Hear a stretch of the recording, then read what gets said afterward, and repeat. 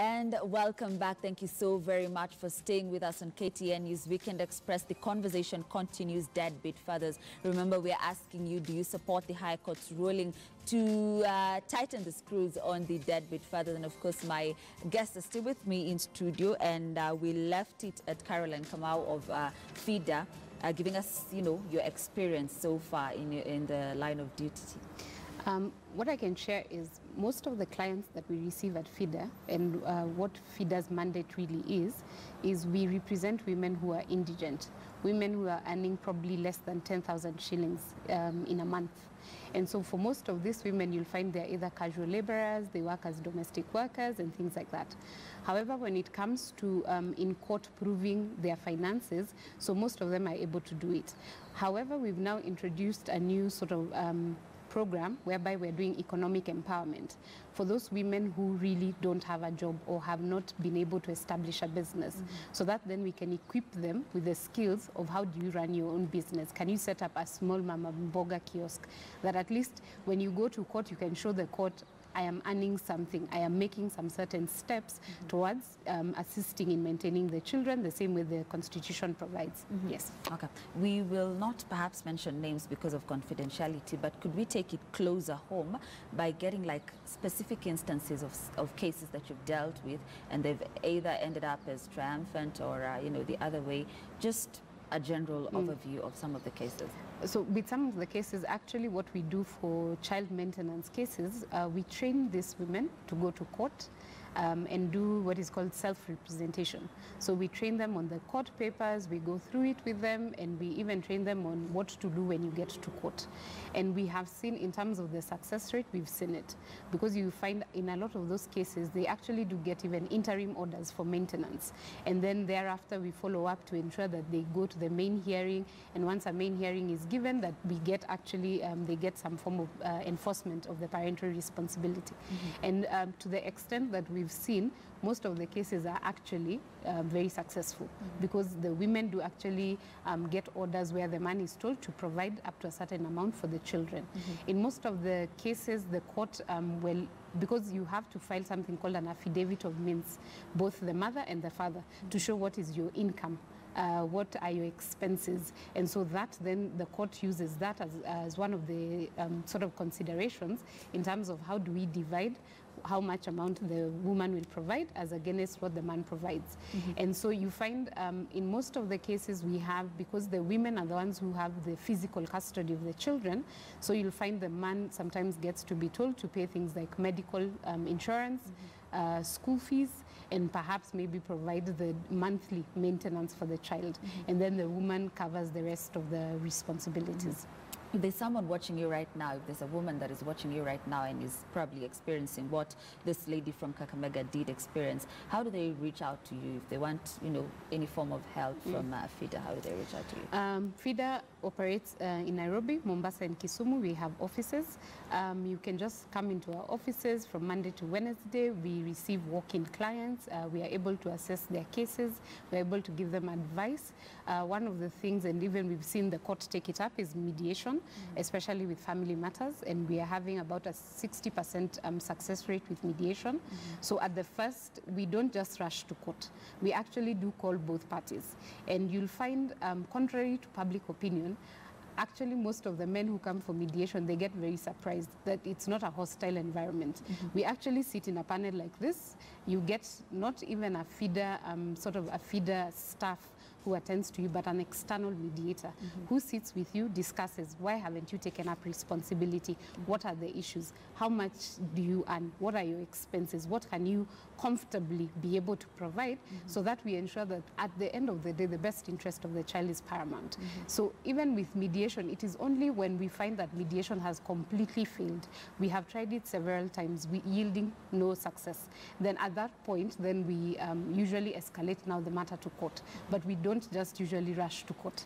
Yeah. Perfect. So it's actually a good thing even for the man that is probably watching right now, that you don't actually rush to the court immediately. There's a process before that. Yes, and you'll actually find there are even men now who actually come to FIDA even before the woman comes to FIDA, to report and tell us that we are having this sort of dispute or discord, or we have separated, and I would want to maintain my kids.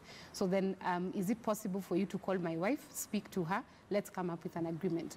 So most of the time now we are getting a lot of people are taking up mediation, and it is proving to be success both at FIDA and even in court. Perfect. Lillian, I'll be coming to you shortly, but I understand we have one Kennedy Kaunda from South B online. Good morning, Kennedy. Thank you so much for listening. And what do you have for us this morning?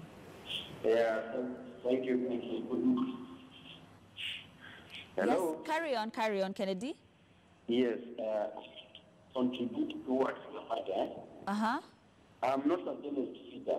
Yes. But one thing our mothers should understand, we have so many laws who are coming up. Yes. And there are things we cannot change. God had put on us. Yes, men are very generous. Yes. I don't know whether they are considering mothers who also neglect their children. There are men who they cannot get children. Yes. And you find that you are to that man.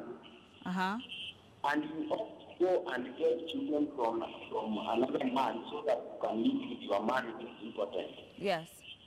So we get a crisis in the family, still our family. Because mother should understand that men marry a woman with 5 children. Yes. And he adopts them as his own. What about mothers who are going to have children under draft? Yes. Whereby they don't understand which man originated them. What are they going to do with those children? Yes. Number 2, there are these mothers who also neglect children who are disabled. They go and throw them away. And you find other people who are going to adopt those children. How are they going to attest to those children that they may find their biological parents? To me, let them base everything they are doing in a biblical context.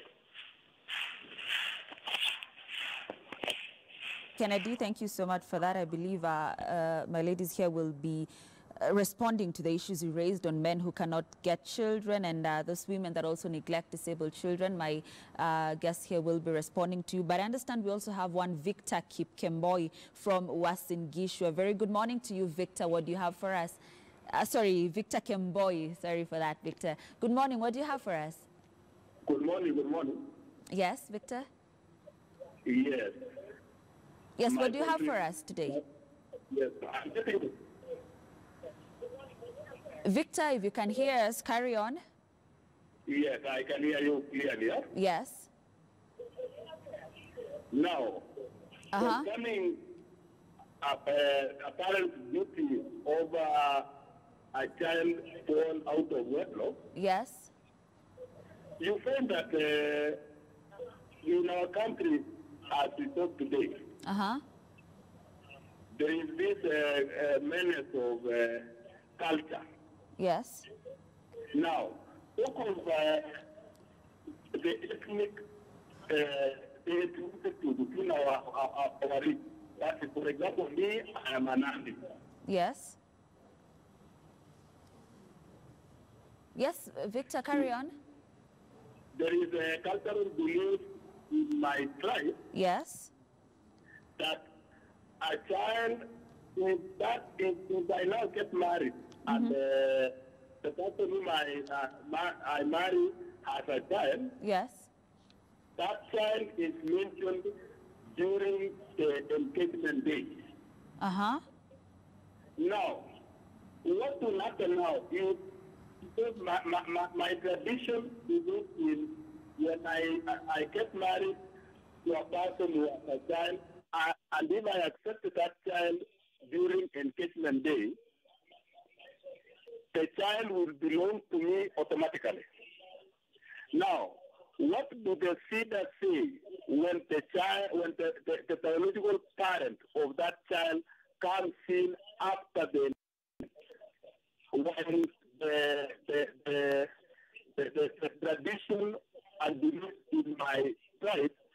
also, when you are engaged to a person with a child already, the child belongs to you automatically. Okay, thank you, Victor, for that. My panel here will be answering the question that you fronted on, basically from the culture being a Nandi there. But we also have one William from Kisumu County. Good, Wycliffe from Kisumu. Good morning, Wycliffe. What do you have for us? Yeah, good morning. I'm following up. I have two issues. Yes, carry on. One with when the wife, when a wife leaves matrimonial home and has a boyfriend outside of the home, who I can prove has been sending money to her and maintaining her. And since the boyfriend is now not behaving, is not providing any means, she now wants to latch back onto me for me to provide. That sort of interference comes from two ways. One is because maybe one of the children that I have does not belong to me. You know, I married my wife with one child, you know, from outside. You know, she had the baby before. But now when she is in our marriage, she gets money and support from the father of this child. She blackmails the father. When I get broke, she leaves and goes to this person, and when the person gets broke, now she's going to FIDA to get now maintenance from me. And FIDA is supporting her to go to court to get maintenance from me. So there's a total confusion here. The second bit, how is that one handled? The second bit is my wife leaves home and pulls the children out of school,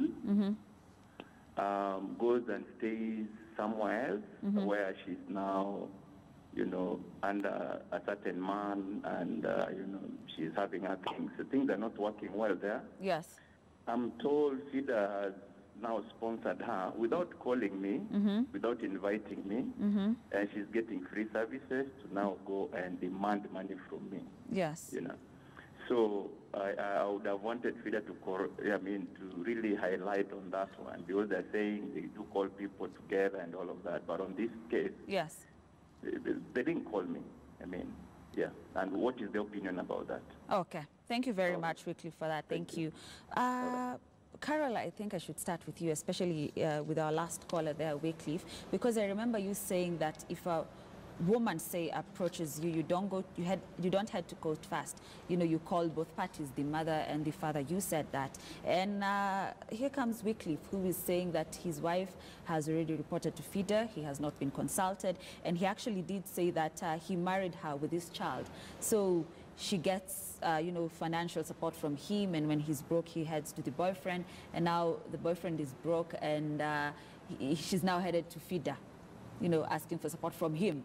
How does this go about? And in the first place, I don't know, could you be aware of his case? Has FIDA, you know, is FIDA going on with a case without consulting him?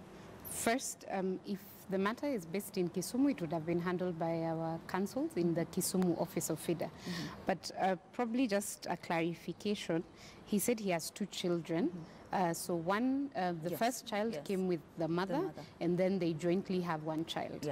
So in such circumstances, even in mediation, or even if the matter is escalated to court, what the court would consider is, for example, if you came into a relationship with a child, whether the man has accepted parental responsibility over this child.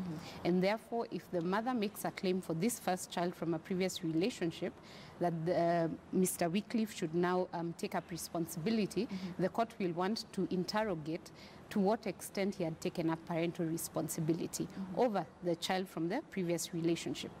As to the child from their union, their joint union, that one, it really is not an interrogation, because when you look at the Constitution as it is right now, parental responsibility is both to the man and the woman. So for the present child, that one is very clear-cut. They both have a responsibility to take care of the child. And really, we don't... one of the determinations that the court does not really consider is whether, for example, this other boyfriend is providing for the woman. Because that sort of, the structure or whatever sort of maintenance that is, you really can't bring it into a children's matter. Because for the children's matter is is that money directly coming to the child?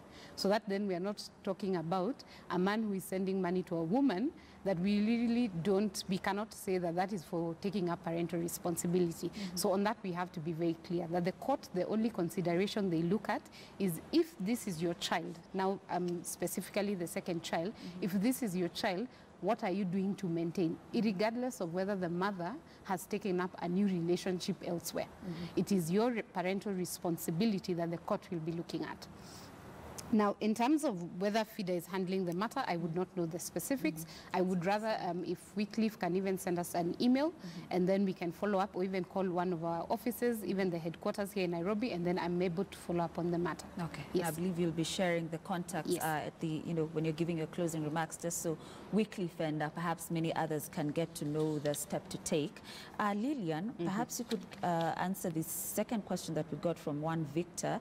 I don't know, the cultural belief, saying he's a Nandi, and according to their culture, if you marry someone with a child, the child becomes yours after the engagement. So what if the biological father claims, the child after the engagement has happened?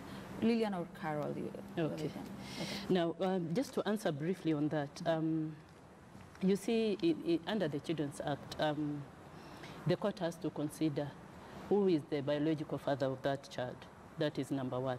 Then number two, there is acquisition of parental responsibility. It depends. If he had acquired after marriage, the father also cannot be denied. Remember, parental responsibility lies on the biological father in the first instance. It does not shift to the next parent. The only next parent will come in to assist in that parental responsibility, but the parental responsibility itself lies in the biological father of the child in the first instance. So in this case, that is Victor has to know that the father has a right anytime. The biological father anytime. Remember, this child has a right to be cared and nurtured by both his parents. So that is something he has to understand. He has a right, he can come anytime to participate. But the participation has to be in the best interest of the minor. It has to be the best interest of the minor, which is usually paramount in any case. Sure. Yes.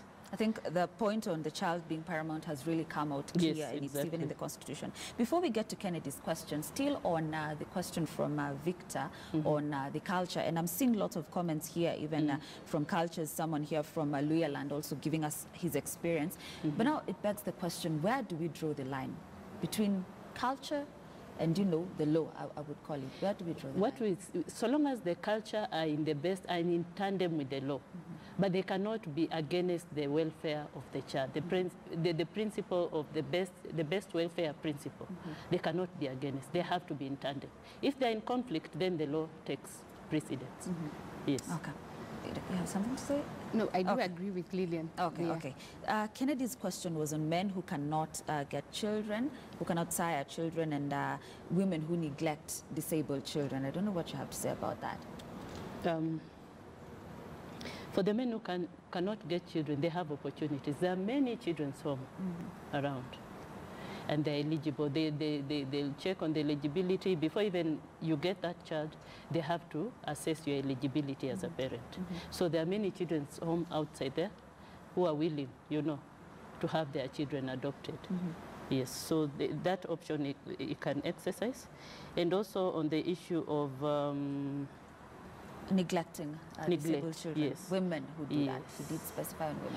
Under the law, and we still continue saying, she has a responsibility. Whether your child is, one of the rights of a child is a right to health.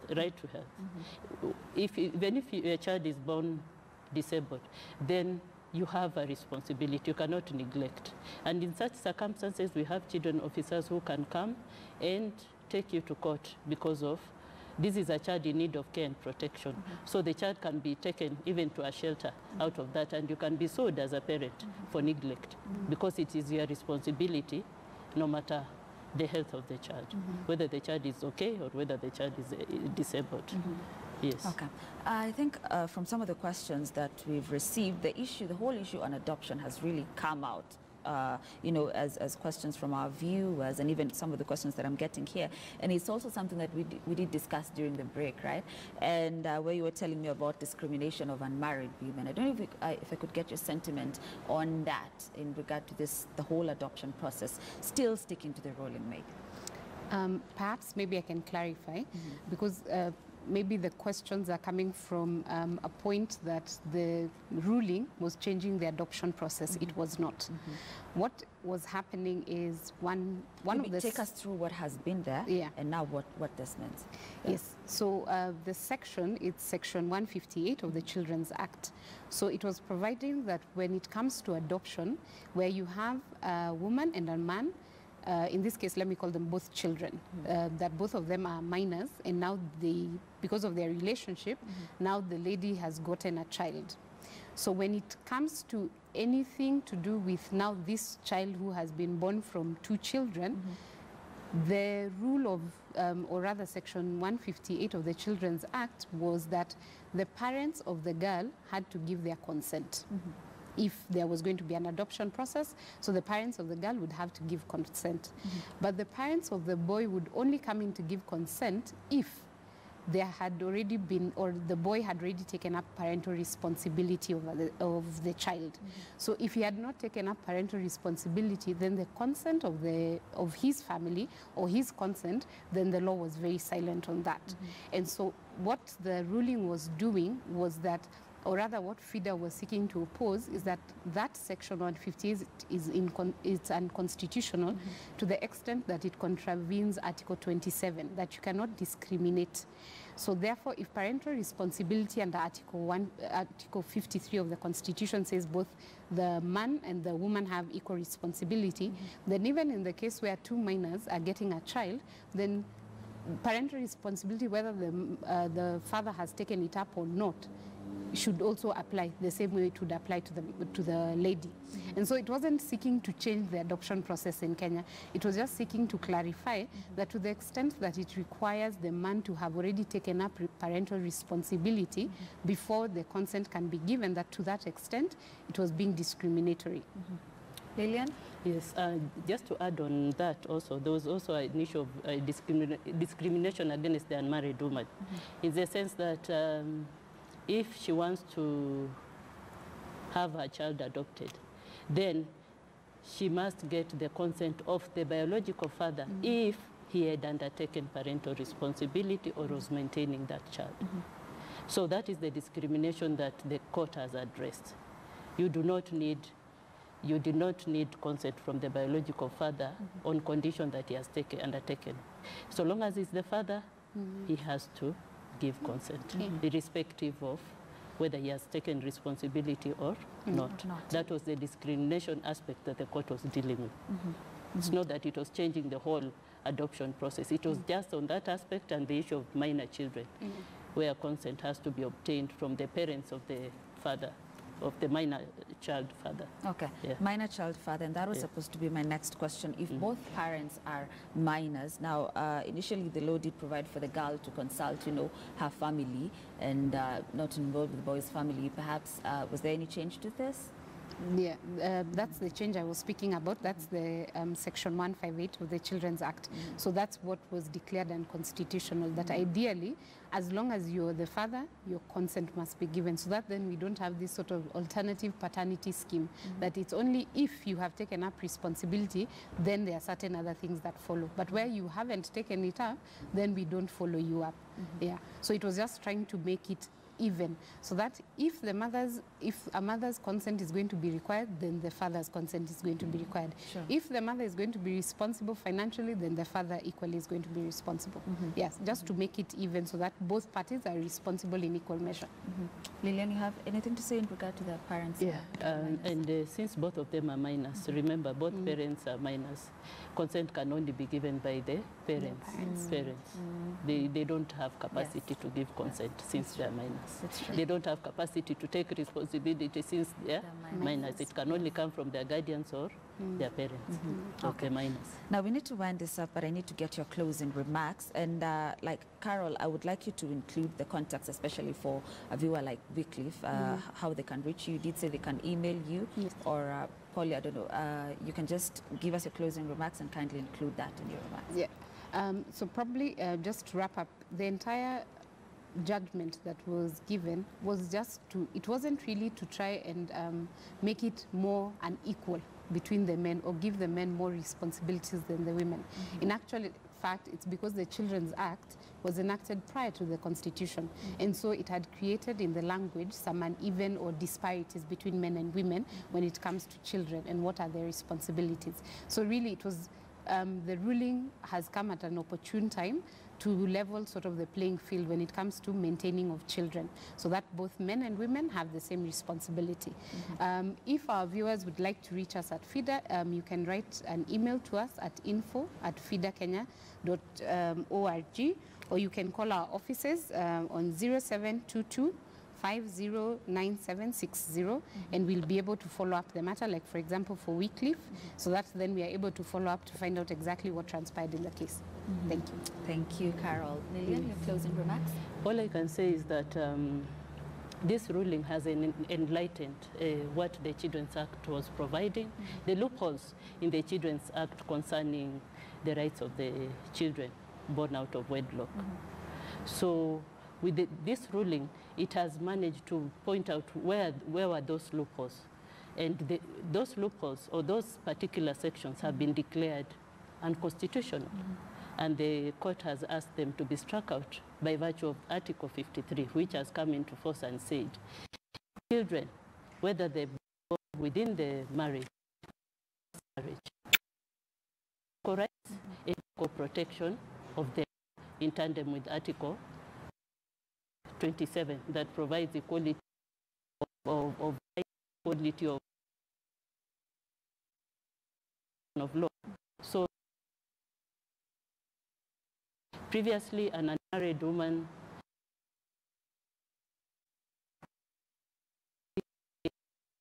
married woman